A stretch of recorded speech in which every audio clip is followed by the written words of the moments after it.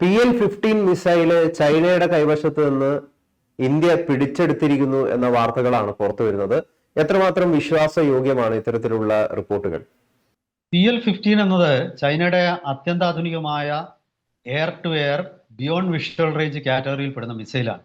Operation Sindoor നടത്തിയ സമയത്ത് Chinese നിർമ്മിതമായ J-10C അതുപോലെ തന്നെ ചൈനയുടെ JF-17 ഈ രണ്ട് വിമാനങ്ങളിൽ നിന്നും ഇന്ത്യക്ക് നേരെ അയച്ച പല PL-15 മിസൈലുകൾ ഒരു കുഴപ്പവുമില്ലാതെ ഇന്ത്യ പിടിച്ചെടുത്തു എന്നുള്ളത് ആ സമയത്ത് നമ്മൾ പല വാർത്തകളും വന്നിരുന്നതാണ്. പക്ഷെ അന്നത് പാകിസ്ഥാൻ നിഷേധിച്ചു.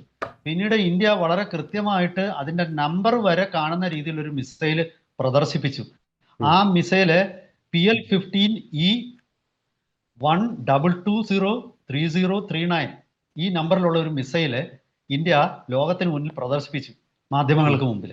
പിന്നീട് പാകിസ്ഥാൻ അത് നിഷേധിക്കുകയോ ചൈന ഒന്നും പറയുകയോ ചെയ്തില്ല. ഇപ്പോ ലോകം മുഴുവൻ, പ്രത്യേകിച്ച് ചൈനയുടെ Chinese aerospace science and technology കോർപ്പറേഷനുണ്ട്.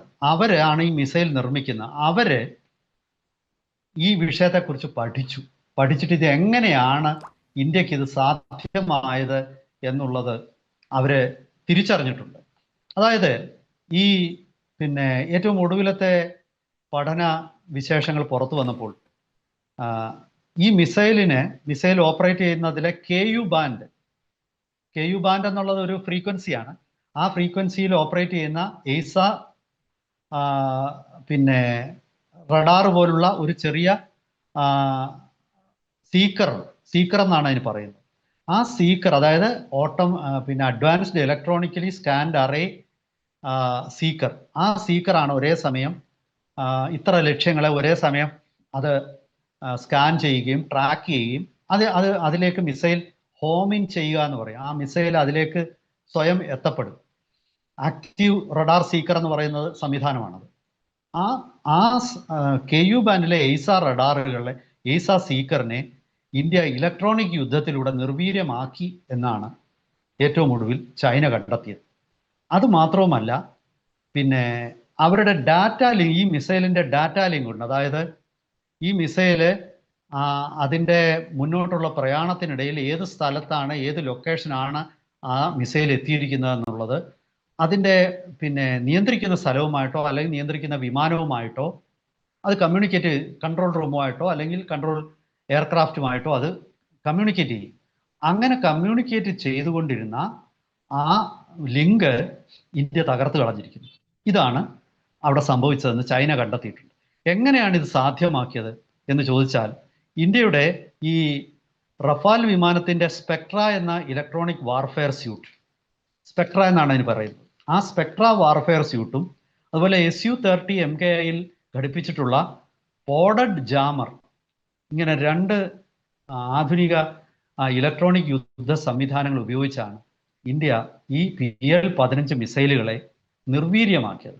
ഇങ്ങനെ സംഭവിച്ചതുകൊണ്ടാണ് ഇത് പൊട്ടിത്തെറിക്കാതിരുന്നത്. സാധാരണഗതിയിൽ ഒരു മിസൈൽ അത് ലക്ഷ്യസ്ഥാനത്ത് എത്തുന്നില്ലെങ്കിൽ അത് സ്വയം പൊട്ടിത്തെറിച്ച് അതങ്ങ് പോകും. കാരണം അത് ശത്രുവിന്റെ കൈവശം എത്താൻ പാടില്ല. ശത്രുവിന്റെ കൈവശം എത്തിയാൽ ശത്രുവിന് ഈ മിസൈലിന്റെ സീക്കർ, അതായത് ലക്ഷ്യസ്ഥാനത്തെ കണ്ടുപിടിക്കാൻ സഹായിക്കുന്ന ഒരു സംവിധാനമാണ് സീക്കർ. ആ സീക്കറിന്റെ വിശദാംശങ്ങൾ കിട്ടും. ഏത് ഫ്രീക്വൻസിയിലാണ് അത് പ്രവർത്തിക്കുന്നതെന്ന് മനസ്സിലാവും. അതേ ഫ്രീക്വൻസിയിൽ കൗണ്ടർ മെഷേഴ്സ് ചെയ്യാൻ കഴിയും. അങ്ങനെ സംഭവിക്കാതിരിക്കാനാണ്. അപ്പൊ ഇവിടെ സംഭവിച്ചതെന്ന് പറഞ്ഞാൽ, ഇന്ത്യയുടെ ഇലക്ട്രോണിക് വാർഫെയർ സംവിധാനങ്ങൾ ആദ്യം തന്നെ സീക്കറിനെ അങ്ങ് നിർവീര്യമാക്കി. രണ്ടാമത് ഡേറ്റ ലിങ്ക് തകർത്ത് കളഞ്ഞു. ഡേറ്റ ലിങ്ക് തകർത്ത് കളഞ്ഞപ്പോഴേക്കും ഇതിനൊരു ഓർഡർ, കമാൻഡ് സ്വീകരിക്കാൻ പറ്റുന്നില്ല. ആ കമാൻഡ് സ്വീകരിക്കാൻ പറ്റാത്തത് കൊണ്ട് അത് സ്വാഭാവികമായിട്ട് ഗ്ലൈഡ് ചെയ്ത് താഴേക്കിറങ്ങി. അങ്ങനെ ഗ്ലൈഡ് ചെയ്ത് താഴേക്കിറങ്ങിയിട്ട് അത് ഭൂമിയിൽ സുരക്ഷിതമായിട്ട് പതിച്ചു. അതിൻ്റെ ഗുണമാണ് ഇന്ത്യക്ക് ലഭിച്ചതെന്നാണ് ഇപ്പോൾ നമുക്ക് ഈ മിസൈലുകൾ നമ്മുടെ കൈവശം എത്തിച്ചേർന്നത് അങ്ങനെയാണ്. പിന്നെ അതുപോലെ ഇതിന് വേറൊരു പ്രത്യേകതയുണ്ട്. ഇപ്പൊ ഈ പ്രോക്സിമിറ്റി ഫ്യൂസ് എന്ന് പറയുന്ന ഒരു സംവിധാനമുണ്ട് ഈ മിസൈലുകളിലൊക്കെ, air to air missile. Proximity fuse എന്ന് പറയുന്നത് ഒരു ലക്ഷ്യസ്ഥാനത്തിന്റെ അടുത്തെത്തിയാൽ ഈ പ്രോക്സിമിറ്റി ഫ്യൂസ് സീക്കറിലൂടെ അത് അറിഞ്ഞിട്ട് ഈ ഫ്യൂസ് പ്രവർത്തിച്ച് അത് പൊട്ടിത്തെറിക്കും, വാർഹെഡ് പൊട്ടിത്തെറിക്കും. ആ വാർഹെഡ് പൊട്ടിത്തെറിക്കാനുള്ള ഒരു സംവിധാനമാണ് ഈ പ്രോക്സിമിറ്റി ഫ്യൂസ്. പക്ഷെ സീക്കർ പ്രവർത്തിക്കാത്തത് കൊണ്ട് പ്രോക്സിമിറ്റി ഫ്യൂസിന് പൊട്ടിത്തെറിക്കാൻ പറ്റുന്നില്ല. അല്ലെങ്കിൽ താഴെ വീണാലും ഭൂമിയിലേക്ക് പതിച്ചാലും ഇത് ലക്ഷ്യസ്ഥാനമല്ല, ഭൂമിയിലേക്ക് വരികയാണ്, പൊട്ടിത്തെറിക്കണമെന്നുള്ളൊരു കമാൻഡ് ഈ പ്രോക്സിമിറ്റി ഫ്യൂസിന് കൊടുക്കും. പക്ഷെ സീക്കർ നിർവീര്യമാക്കപ്പെട്ടത് കാരണം ഈ രണ്ട് കാര്യങ്ങൾ ചെയ്യാൻ മിസൈലിന് സാധിച്ചില്ല. മിസൈൽ സ്വാഭാവികമായിട്ടും ഒരു കടലാസ് വിമാനം താഴേക്ക് എങ്ങനെ പറന്നിറന്നു നിന്നു അതുപോലെ ഗ്ലൈഡ് ചെയ്ത് താഴെ വന്ന് ഭൂമിയിൽ സുരക്ഷിതമായിട്ട് ലാൻഡ് ചെയ്തു.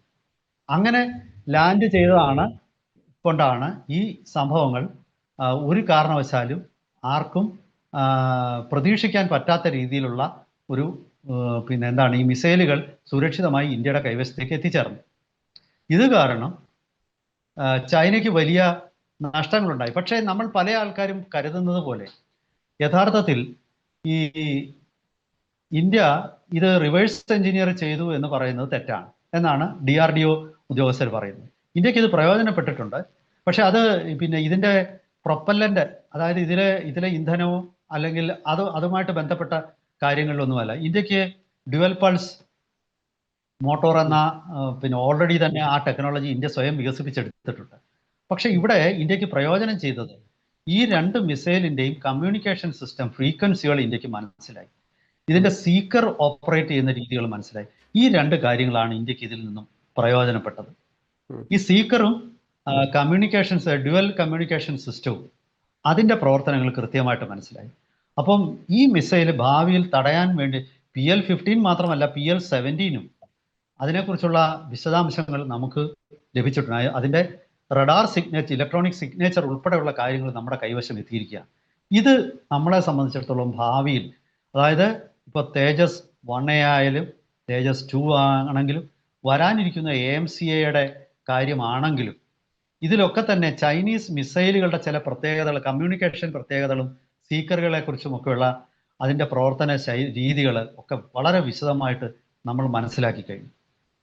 മാത്രവുമല്ല ചൈനയുടെ മിസൈൽ പ്രതിരോധ സംവിധാനമായ HQ-90 കുറിച്ചും ഇന്ത്യ വളരെ കൃത്യമായിട്ട് മനസ്സിലാക്കി കഴിഞ്ഞിരിക്കുന്നതെന്നാണ് ഇപ്പോൾ വാർത്തകൾ പുറത്തു വരുന്നത്. അപ്പോൾ അതായത് യഥാർത്ഥത്തിൽ പാകിസ്ഥാനുമായിട്ടുള്ള ഈ ചെറിയ 84-85 മണിക്കൂർ നീണ്ടു നിന്ന ഓപ്പറേഷൻ സിന്ദൂർ ഇന്ത്യക്ക് ഈ ഉർവശി ജാപം ഉപകാരമായതുപോലെയാണ്.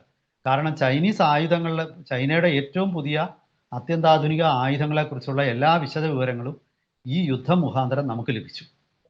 ചൈനയുടെ മാത്രമല്ല തുർക്കിയെ സംബന്ധിച്ചും തുർക്കിയുടെ ഡ്രോണുകളെ സംബന്ധിച്ചും ഒക്കെയുള്ള ഒരുപാട് വിവരങ്ങൾ ഇന്ത്യക്ക് ലഭിക്കാൻ ഈ ഒരു യുദ്ധം നമ്മളെ സഹായിച്ചു.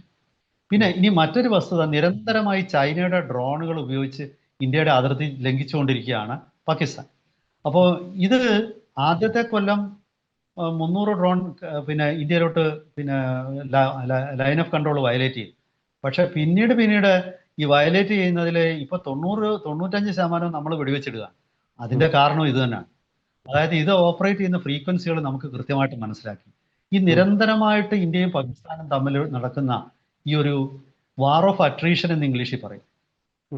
അതായത് ഈ വാർ ഓഫ് അട്രീഷനിൽ അവരുടെ മിക്ക ആയുധങ്ങളും അവർ ഉപയോഗിക്കുന്നുണ്ട്.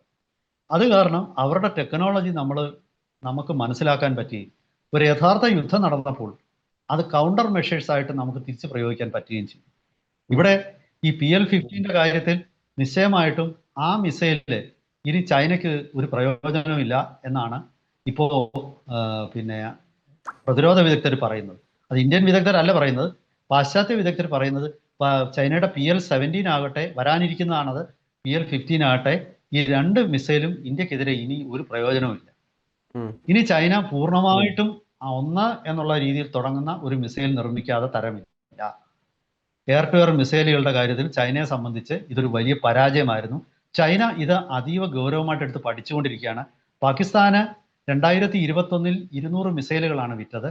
ആ 200 മിസൈലുകൾ ഏതാണ്ട് 60-ലധികം മിസൈലുകൾ ചൈന തിരികെ കൊണ്ടുപോയതായിട്ടാണ് ഇപ്പോൾ വാർത്തകൾ വരുന്നത്. ഈ മിസൈലുകൾക്ക് എന്താണ് യഥാർത്ഥത്തിൽ സംഭവിച്ചത്, ഇന്ത്യ എങ്ങനെയാണ് ഇവയെ ഇത്ര നിസ്സാരമായിട്ട് തകർത്ത് കളഞ്ഞത്, ഇവയുടെ സീക്കറുകളെ എങ്ങനെയാണ് തകർത്തത്, ഇവയുടെ ഡ്യുവൽ കമ്മ്യൂണിക്കേഷൻ സിസ്റ്റത്തെ എങ്ങനെയാണ് തകർത്തത്, ഇതിനെക്കുറിച്ചൊക്കെ അവർ പഠിച്ചുകൊണ്ടിരിക്കുകയാണ്.